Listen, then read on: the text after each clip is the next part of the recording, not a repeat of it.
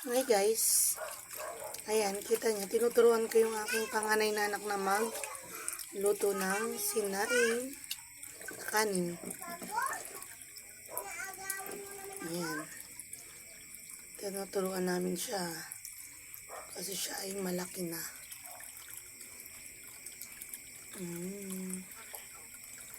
For the go. Dahan-dahan lang siya kasi kapag nalaglag ang bigas, may garuti. Tumingin sa yung inaano ha. Oh, lagyan na uli ng tubig.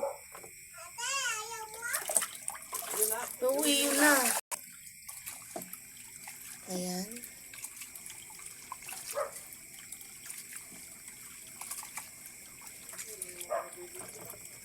Ayan.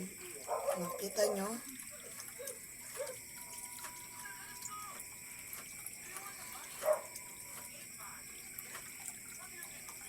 Tatlong hugas lang po ang tinuro ko sa kanya.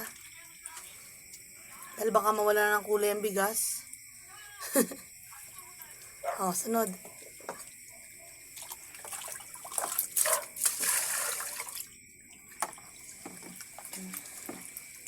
Okay na yan.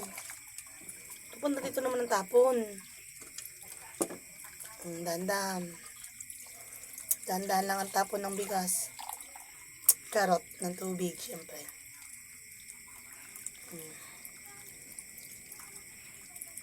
Tapos, tubigan ng kung gaano kataas ang bigas. Pag napantay, ganun kataas ang tubig. Okay.